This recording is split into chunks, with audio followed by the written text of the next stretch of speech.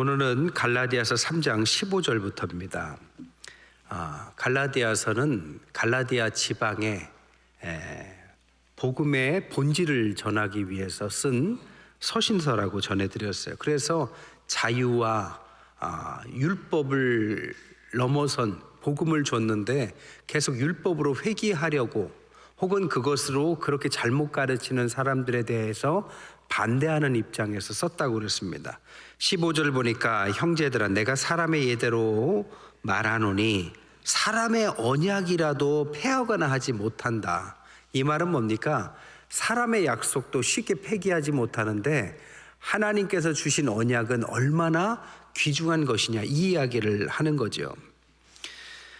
언약의 아테케라는 단어는 유언이라는 단어를 쓰고 있습니다. 그러니까 하나님께서 유언처럼 주신 중요한 말, 약속이죠. 우리에게 주신 언약이 뭡니까? 예수님께서 우리의 구세주 그리스도다. 이게 영원한 불변하신 약속이라고 그랬어요. 우리 시대에는 그것을 가지고 믿고 땅끝까지 복음을 전하는 세계복음화의 어떤 약속도 주셨죠. 같은 내용이지만 영원한 것, 이 시대에 우리가 해야 될 약속들을 구분해서 그렇게 주셨습니다. 이 언약이라는 것은 폐기할 수 없다라는 의미가 뭐냐? 그만큼 중요하다라는 겁니다. 여러분이 모든 삶의 신앙적인 기준을 찾고자 하면 하나님의 약속을 들이대면 됩니다. 우리 교회가 어떻게 갈 것인가 하면 하나님의 약속의 기준을 삼으면 됩니다. 우리 자녀들을 어떻게 키울까 하면 하나님의 약속의 기준을 삼으면 됩니다. 누구와 결혼할까 고민된다면 그 사람과 같이 결혼하면 하나님의 약속을 같이 성취할 수 있다 생각하면 그게 맞는 기준입니다. 이사를 가더라도 재정을 쓰더라도 다 기준을 여기다만 잡으면 하나님께서 도와주십니다. 저희는 하나님의 약속을 향해서 가는 교회입니다. 그래서 하나님이 많이 도와주시잖아요. 사람들을 세워주시고 또 충실한 분들도 보내주시고 또 일도 성실하게 모두가 다 한마음으로 하고 있습니다. 왜? 하나님의 약속이 불변하기 때문이죠. 그 약속만 붙잡고 가면 흔들림이 없습니다. 사람의 약속도 중요하지만 하나님의 약속은 불변하기 때문에 거기다만 우리를 맞추면 전혀 문제가 없다라는 거죠. 16절에는 이 약속은 아브라함과 그 자손에게 하신 것이고 결국에는 누구에게 그걸 주셨느냐?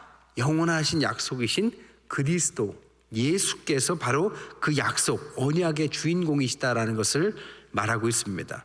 하나님께서 세상을 구원하시기 위해서 다양한 방법을 써보셨어요. 방주도 만들어보고 해봤지만 안 됐습니다. 그리고 나서 하나님께서 한 사람 아브라함을 택하셔서 하나님의 약속의 시조로 삼으셨잖아요. 그리고 나서 그에게 약속하기를 너의 자손과 너의 땅, 이렇게 크게 두 가지 테마를 주셨습니다. 생각해 보세요. 그 약속을 주셨는데 아브라함이 자손을 쉽게 낳지 못합니다. 100세에 한 명 낳았어요. 다른 자식은 자녀도 아니었습니다.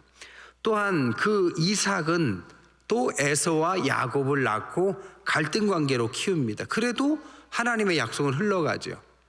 하나님께서 그 중에서 또 못난 자녀 야곱을 선택하셨는데 굉장히 투쟁을 좋아하는 간교한 사람이었는데도 불구하고 그를 12명의 이스라엘의 뿌리로 삼습니다.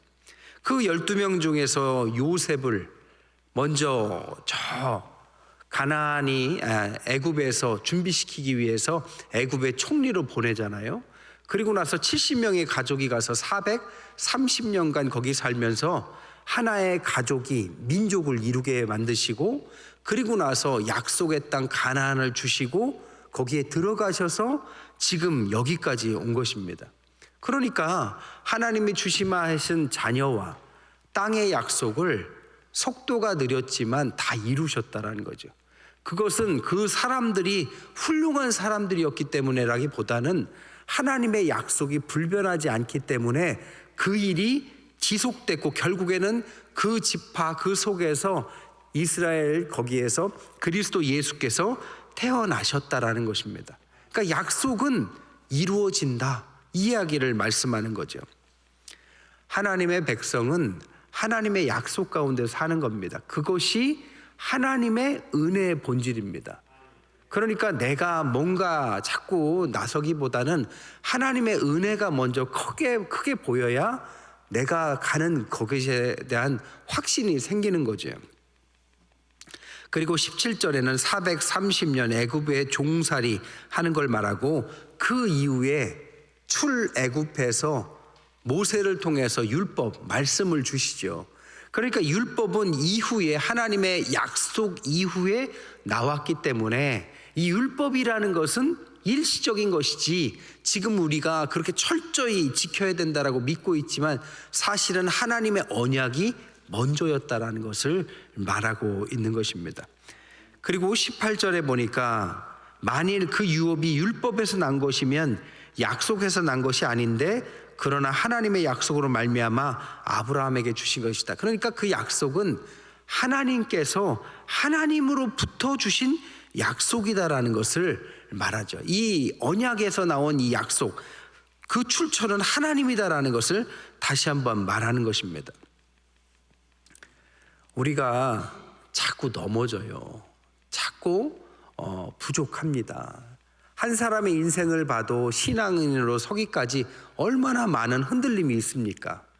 그런데 한 민족이나 한 나라나 모든 걸 봐도 하나님 앞에서 잘해서 점점 좋아지는 것이 결코 쉬운 일이 아닙니다. 그런데도 불구하고 하나님은 그것을 계속 이어가게 하시고 결과적으로 모든 것 가운데 약속을 이루어 가시는 것을 우리에게 검증해 주신다는 거죠. 그 은혜 때문에 우리가 무너지고 무릎 꿇게 되고 하나님의 은혜에 눈물을 흘리게 되는 것이 그 약속에서부터 비롯된 것이지 그 율법에서부터 비롯된 것은 아니다라는 것을 설명하고 있습니다. 교과서에 보면 이 나그네가 외투를 입고 있는데 바람하고 태양이 누가 먼저 옷을 벗기는가 내기를 하잖아요. 바람이 아무리 세게 해도 벗어질 듯 하지만 꼭 붙잡고 있는데 햇빛이 따스하게 하니까 더워서 외투를 벗지 않습니까? 율법과 언약 하나님의 은혜가 비슷한 것 같아요. 우리가 율법을 가지고 신앙생활에 아주 본질을 삼기 시작하면 뭔가 뜻대로 잘 안 됩니다. 될 듯 하면서도 한계가 있습니다. 무서운 하나님 때문에 신앙생활하는 것은 한계가 있어요. 제가 이번 주에 저 지옥 문 앞에 있으면 어떡할 거냐 했더니 한 50명은 더 나오셨어요. 새벽 기도에. 감사한 일인데 제가 좀 걱정이 되더라고요. 이게 지옥 무서워서 나오는 것이 천국을 기대하면서 나오는 것보다 이게 더 효과적이긴 한데 이 무서운 하나님을 너무 내가 심어주는 건 아닌가. 중요한 것은 하나님은 우리를 사랑하신다라는 것을 깨닫는 겁니다. 하나님께서 우리를 얼마나 사랑하시느냐, 여러분이 여러분을 사랑하는 것보다 더 사랑합니다. 여러분이 여러분을 죽일 수 없잖아요. 하나님은 여러분을 위해서, 저를 위해서 죽음을 허락하셨습니다. 그만큼 사랑한다면 뭐 말로 뭐 하겠어요. 그 사랑하는 하나님 때문에 우리가 은혜의 무릎을 꿇는 것이고 우리가 어떤 속박을 벗는 것이고 헌신도 십자가도 다 거기서부터 시작해야 된다는 것입니다. 율법을 주신 것은 말 그대로 규칙이 필요하니까 주신 겁니다. 19절에 보니까 율법이 뭐냐? 범법, 죄를 범함으로 주신 것이다. 천사들을 통하여 한 중보자의 손으로 베푸신 것인데 중보자가 누굽니까? 모세죠. 약속하신 자손이 오시기까지 누가 오셨습니까? 그리스도 예수께서 오실 때까지가 율법의 유통기한이라는 거죠. 그러니까 율법은 충분히 이유가 있지만 율법의 용도는 네 가지입니다. 첫째, 죄가 죄인지를 알게 하기 위해서. 몇 시까지 교회에 와라 해야 늦었는지 일찍 온지 기준이 되잖아요. 그런 것처럼 법이 있어야 우리가 얼마나 법에 벗어나서 사는지를 깨닫게 된다고요. 두 번째는 내가 스스로 법을 지키면서 산다라는 것이 쉽지 않다라는 사실을 가르쳐 주기 위해서 율법을 주셨다라는 것입니다. 그래서 내가 할 수 없으니까 주님께서 해주셨고, 그래서 내 힘으로 할 수 없구나, 하나님의 은혜구나, 하나님께서 이루셨구나, 이것을 깨닫게 해주시기 위해서 주신 것이고, 결국에는 이 모든 것에 남는 것은 그리스도 예수 한 분만 남게 되는 것입니다. 그래서 오직 예수라는 말을 우리가 하는 거죠. 아까도 말했지만 20절에 보니까 중보자는 한 편만 위한 자가 아니라 하나님은 한 분이시다. 이 율법의 중보자는 모세였습니다. 근데 하나님께서 주신 그리스도는 중보자가 없이 하나님께서 다이렉트로 우리에게 주셨다라는 거죠. 그렇기 때문에 성경은 지금 율법보다 하나님의 약속의 자녀인 그리스도가 훨씬 더 중요하고 그 은혜 가운데 사는 것이 중요하다라는 사실을 말하고 있습니다. 하지만 율법이 필요 없다고 말하는 건 아니에요. 아까도 말했지만 율법은 그리스도까지 인도해 오는 역할을 하는 것이고, 그리스도께서 구원을 완성시키고 담당하셔서 구원을 얻도록 도와주시는 겁니다. 결국에는 율법과 그리스도 예수의 두 분께서 합쳐지는 거죠. 그래서 21절에 율법이 하나님의 약속과 반대되는 것이냐? 아니다. 만일 능히 살게 하는 율법을 주셨다라면 의가 반드시 율법으로 말미암으리라. 그러나 성경의 모든 것을 죄 아래에서 가두었으니 예수 그리스도를 믿음으로 말미암는 약속을 믿는 자에게 주려 한다. 결국 그 둘이 하나님의 경륜에 의해서 하나가 돼서 우리를 구원으로까지 이루게 한다라는 것이죠. 주제는 뭡니까? 하나님의 약속을 믿는 우리들에게 은혜를 잃지 말고, 구원의 감격을 잃지 말고, 너희들의 힘으로 구원 얻은 것이 아니라는 사실을 깨닫고 아직도 종의 신앙을 갖고 있다면 그것을 버리고 하나님 앞에 돌아오라는 이 감격을 회복하라는 것을 말하고 있습니다. 제가 파리에 있을 때 우스갯소리로 하는 이야기가 있어요. 프랑스 이민 오거나 유학 온 사람들이 언제 정착됐나라는 기준이 뭐냐? 에펠탑을 봐도 감동이 없으면 이 사람은 이제 정착됐다라고 알으라고 그럽니다. 익숙해진 거죠. 하도 봐서 그냥 뭐 무슨 송전탑 같이 그냥 옆에 있는 것처럼 그렇게 익숙해지면 이제 그만큼 여기에 정착을 했다라는 이야기입니다. 하지만 거꾸로 생각한다면 감동이 사라진 거잖아요. 에펠탑, 모든 세계의 모든 사람들이 그렇게 보고 싶다는 그 에펠탑에 그 감동이 사라지는 것, 그건 정말 슬픈 일 아닙니까? 그러니까 감동을 잃어버리면 안 되는 거죠. 우리가 신앙의 감동을 잃으면 그때부터는 굉장히 내가 뭔가를 끌어가야 되는 중압감을 받기 시작합니다. 그러면 벌써 퇴화되기 시작한 거죠. 사순절 여러분 새벽에도 나오시고 저녁에도 나오시고 피곤할 것 같아서 제가 오늘은 그림을 한 장 준비했습니다. 우리도 문화생활을 해야 되잖아요. 눈이 좋으셔야 보는데, 이 제목이 사순절과 사육제, 카니발이라고도 하는데 사육제 대결이라는 이 브레헬이라는 화가의 작품입니다. 사순절을 그린 거예요.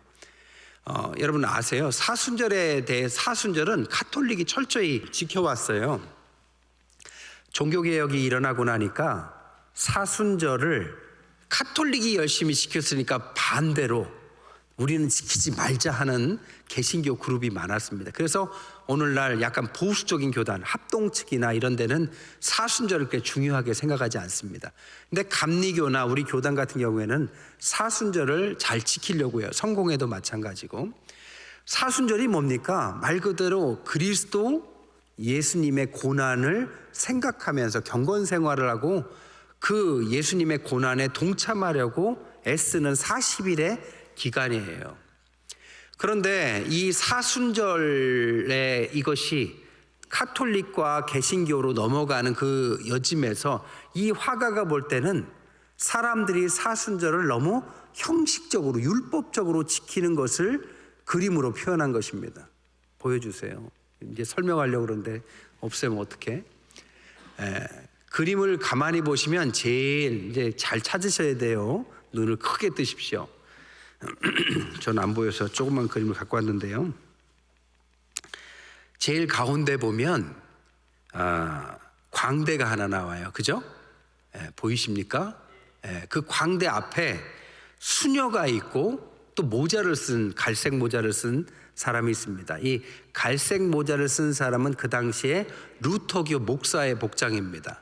그리고 같이 있는 것은 수녀, 카톨릭을 상징해요. 그러니까 그 두 명은 카톨릭과 개신교가 지금 사순절을 어떻게 보내는지를 가장 중심에서 대비하고 있습니다. 저 그림의 오른쪽은, 이 중심으로 해서 오른쪽은 사순절을 카톨릭이 얼마나 철저히 지키느냐를 보여주는 것이고, 왼쪽은 사순절을 지키기 전에 사육제 카니발을 합니다. 카니발이 뭐냐면 사순절에 40일간 금식을 해야 되기 때문에 이 사순절의 그 전에는 굉장히 많이 먹는 축제를 벌입니다. 그것을 사육제 카니발이라고 그랬어요. 그러니까 왼쪽은 놀고 먹는 거고 오른쪽은 금욕을 보여주는 거죠. 근데 오른쪽 그림에 금욕을 하는 건 좋은데 금욕을 어떻게 하고 있느냐, 가만히 보면요, 오른쪽 밑에 보면 얕은 수레 같은 데에서 어떤 사람이 이렇게 작대기를 하나 들고 생선을 들고 있습니다. 그리고 그 뒤에도 생선이 나와요.